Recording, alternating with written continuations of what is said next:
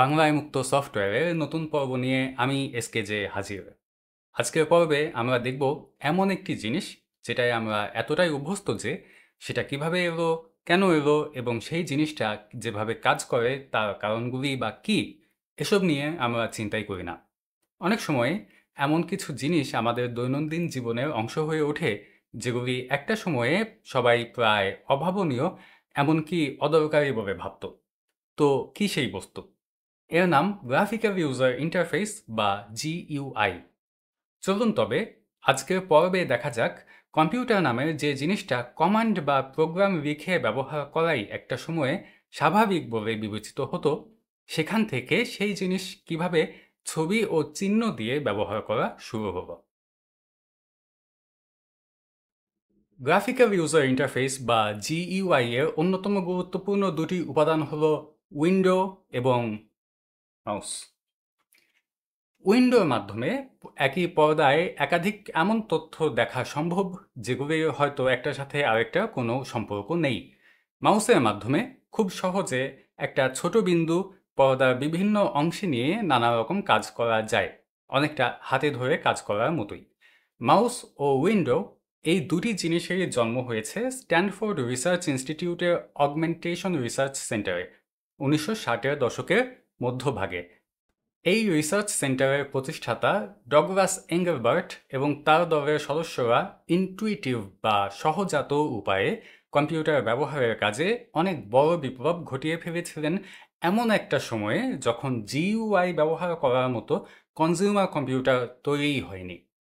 Douglas এঙ্গেলবার্ট তার গবেষক দলের বিভিন্ন উদ্ভাবনের কার্যকলাপ সবার সামনে প্রকাশ করেন 1968 সালে। এই ডেমনস্ট্রেশনকে বলা হয় মাদার অব অল ডেমোজ, কেননা ইতিহাসের অন্যতম গুরুত্বপূর্ণ এই অনুষ্ঠানে মাউস ও গ্রাফিক্যাল উইন্ডোর পাশাপাশি একাধিক কম্পিউটারের মধ্যে সংযোগ স্থাপন, ভিডিও কনফারেন্স, ওয়ার্ড প্রসেসিং ও ইমেইল দেখানো হয়, যেগুলি বহু বছর পর ঘরোয়া ডেস্কটপ কম্পিউটিংয়ের অবিচ্ছেদ্য অংশ হয়ে ওঠে। তবে সেই সময়ে একটিমাত্র ডেমো দেবার জন্যই এই কাজগুলি করা সম্ভব ছিল। এসবের জন্য যতটা শক্তিশালী প্রসেসিং ইউনিট এবং অন্যান্য যন্ত্রাংশ প্রয়োজন, তার খরচ যোগানো তখন খুব কম ব্যবসার প্রতিষ্ঠানের পক্ষেই সম্ভব ছিল। 1973 সালে জিরক্স কর্পোরেশন অভ্যন্তরীণ ব্যবহারের জন্য তৈরি করে অ্যাল্টো কম্পিউটার। এটাকে মোটামুটি প্রথম পূর্ণাঙ্গ জিইউআই সমৃদ্ধ কম্পিউটার বলা যায়। 1981 সালে সীমিত আকারে বিক্রয়ের জন্য জিরক্স স্টার কম্পিউটারের ঘোষণা দেওয়া হয়, যাতে জিরক্স অ্যাল্টোর ডেস্কটপ সুবিধাগুলি ছিল। লেজার প্রিন্টার সমেত এই কম্পিউটারের মূল্য নির্ধারণ করা হয় তৎকালীন $75,000, যা বর্তমানে $2,59,000 বা বাংলাদেশি টাকায় প্রায় $3,14,59,000 সমতুল্য। এই উচ্চ মূল্যের পেছনে অবশ্য কারণ ছিল। জিরক্সের এই স্টার কম্পিউটার বিট ম্যাপিং নামে একটি তখনকার জন্য ব্যয়বহুল প্রযুক্তি ব্যবহার করত, যাতে পর্দায় যে ছবি বা রেখা দেখা যাচ্ছে সেটা প্রিন্ট করলে হুবহু সেরকমই দেখা যাবে। গবেষক অ্যালান কে জিরক্স কম্পিউটারের জন্য যে গ্রাফিক্যাল ইন্টারফেস তৈরি করেন সেটা অনেকটা বাস্তব জগতের অফিস ডেস্কের সাথে মেলে। ফোল্ডারের ছবিতে ক্লিক করে ফাইল বের করা, প্রিন্টারের ছবিতে ক্লিক করে প্রিন্ট করা ইত্যাদি। আমরা যে এখন বলি ডেস্কটপ এনভায়রনমেন্ট, সেই ডেস্কটপ নামটার উৎপত্তি এভাবেই। 80-এর দশকের শুরুতে ঘরোয়া কম্পিউটিং জনপ্রিয় হতে থাকে এবং এর দামও কমে আসতে থাকে। 1983 সালে বের হওয়া অ্যাপলের ভিসা এবং 1984 সালে বের হওয়া ম্যাকিনটশ কম্পিউটার জিরক্সের গ্রাফিক্যাল ইউজার ইন্টারফেস থেকে বড় রকমের অনুপ্রেরণা নিয়েছিল। সেই সাথে মেনু বার ও স্ক্রোল বারের মতো নতুন উদ্ভাবনও ছিল। উইন্ডো, আইকন, মেনু ও পয়েন্টারকে সংক্ষেপে WIMP বা উইম্প বলা হয়। জিইউআই নিয়ে অ্যাপলের সাফল্যের পর অন্যান্য ঘরোয়া কম্পিউটার নির্মাতারা তো বসে থাকতে পারে না, তাদেরও জিইউআই চাই। এই বাজারে অ্যাপলের তৎকালীন অন্যতম প্রতিদ্বন্দ্বী ছিল IBM। পার্সোনাল কম্পিউটার বা পিসি বলতে যে জিনিসটা আমরা এখন চিনি, IBM সেটার সূচনা করেছিল 1981 সালে মডেল 5150 এর মাধ্যমে। তবে প্রাথমিকভাবে শুধুমাত্র টেক্সট ভিত্তিক এসব কম্পিউটারে কোনো জিইউআই ছিল না। আইবিএম পিসির নানা মডেল এবং সেগুলির বিভিন্ন ক্লোন বাজারে আসে। সবগুলিকে একসাথে পিসি কম্প্যাটিবল কম্পিউটার বলা হয়। এগুলি নির্দিষ্ট কোনো একটি অপারেটিং সিস্টেমও ব্যবহার করতো না। অ্যাপলের সাথে পাল্লা দিতে পিসি ডস বা মাইক্রোসফটের এমএস ডস অপারেটিং সিস্টেমের জন্য নানা রকম জিইউআই লেখা হয়, যেমন ডেস্কমেট, জিইএম ও এমএসএক্স ভিউ। তাদের এমএস ডস অপারেটিং সিস্টেমের জন্য একটি গ্রাফিক্যাল ইউজার ইন্টারফেস নিয়ে মাইক্রোসফট হাজির হয় 1985 সালে। এর নাম দেওয়া হয়, হ্যাঁ ঠিক ধরেছেন, উইন্ডোজ। তবে উইন্ডোজের প্রথম 2 সংস্করণ বিশেষ কোনো সাড়া জাগাতে ব্যর্থ হয়। পিসি জগতে অনেক রকম গ্রাফিক্যাল প্রোগ্রামের মধ্যে কোনো সামঞ্জস্য না থাকায় ব্যবহারকারী ও সফটওয়্যার নির্মাতা উভয় পক্ষই ভোগান্তি পোহাচ্ছিল। এই পরিস্থিতিতে আইবিএম 1987 সালে কমন ইউজার অ্যাক্সেস নামে একটি নির্দেশনাপত্র প্রকাশ করে, যেখানে বিভিন্ন প্রোগ্রাম, বিশেষ করে জিইউআই প্রোগ্রাম ও ইউজার ইন্টারফেসগুলির কাঠামো, গঠন ও ব্যবহার বিধি কেমন হওয়া উচিত সেই ব্যাপারগুলি নির্দেশিত হয়। সবসময়ই আমরা Ctrl+C, Ctrl+V, Ctrl+O ইত্যাদি কিবোর্ড শর্টকাট ব্যবহার করছি, অথবা পপ আপ ক্লিক করছি। এই জিনিসগুলির উৎস আসলে কমন ইউজার অ্যাক্সেস। এই নির্দেশনাপত্রের কারণেই আমরা আগে কখনো ব্যবহার না করা ডেস্কটপ এনভায়রনমেন্টে গিয়েও কিছু জিনিস একইভাবে কাজ করবে সেটা আশা করতে পারি। এই কমন ইউজার অ্যাক্সেস অনুসরণ করে 1990 সালে প্রকাশিত মাইক্রোসফট উইন্ডোজের তৃতীয় সংস্করণ তুমুল জনপ্রিয়তা লাভ করে। ও হ্যাঁ, ভিডিওটি ভালো লাগলে অবশ্যই আমার চ্যানেলে সাবস্ক্রাইব করতে ভুলবেন না। সেই সাথে অনুরোধ রইল আপনার মতামত কমেন্টে জানানোর। আমি তো মুক্ত সফটওয়্যার নিয়ে কথা বলি, কিন্তু এতক্ষণ ধরে যতগুলি গ্রাফিক্যাল ইউজার ইন্টারফেসের কথা বললাম, এদের কোনোটি তো মুক্ত সফটওয়্যার নয়। তাহলে কি পুরো 80 দশক জুড়ে মুক্ত সফটওয়্যার জগৎ জিইউআই এর ব্যাপারে হাত পা গুটিয়ে বসেছিল? মোটেই তা নয়। বহুদিন আগে বানানো কোনো একটা ভিডিওতে বোধহয় বলেছিলাম, মুক্ত সফটওয়্যারের ইতিহাস ও ইউনিক্স অপারেটিং সিস্টেমের ইতিহাস অঙ্গাঙ্গিভাবে জড়িত। জিইউআই এর ক্ষেত্রেও কথাটা সত্যি। ইউনিক্স জগতে অন্যতম জনপ্রিয় গ্রাফিক্যাল ব্যবস্থা হল এক্স উইন্ডো সিস্টেম। এমআইটি এর প্রজেক্ট অ্যাথিনায় এক্স এর কাজ শুরু হয় 80 দশকের মধ্যভাগে। তৎকালীন অন্যান্য গ্রাফিক্যাল ইন্টারফেস লোকালি কাজ করত। তাদের সাথে এক্স এর একটা মৌলিক পার্থক্য হলো এটি তৈরির মূল উদ্দেশ্য ছিল রিমোট অ্যাক্সেস, অর্থাৎ অন্য কোনো কম্পিউটারে চলমান গ্রাফিক্যাল প্রোগ্রাম দূরে বসে ব্যবহার করা। আরেকটি মৌলিক পার্থক্য হলো লাইসেন্স। প্রজেক্ট অ্যাথিনার দুজন ডেভেলপার জিম গেটিস এবং বব শাইফলার সেই সময়ে সদ্য তৈরি হওয়া এমআইটি লাইসেন্সের অধীনে এক্স প্রকাশ করেন। মুক্ত লাইসেন্স, লোকাল এবং রিমোট ব্যবহারের সুবিধা এবং নির্দিষ্ট কোনো হার্ডওয়্যারের জন্য তৈরি না হবার কারণে এক্স বেশ দ্রুত একাধিক অপারেটিং সিস্টেমে পোর্ট করা হয়। তার মধ্যে বিভিন্ন ইউনিক্স সিস্টেম অন্যতম। এখানে উল্লেখ্য, এক্স পূর্ণাঙ্গ গ্রাফিক্যাল ইউজার ইন্টারফেস নয়, এটি একটি উইন্ডোয়িং সিস্টেম।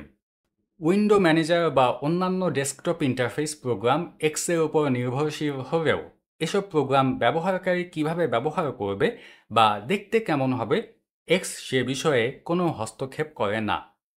এজন্য সার্বিক ইউনিক্স জগতে অনেকগুলি ডেস্কটপ এনভায়রনমেন্ট দেখতে পাওয়া যায়।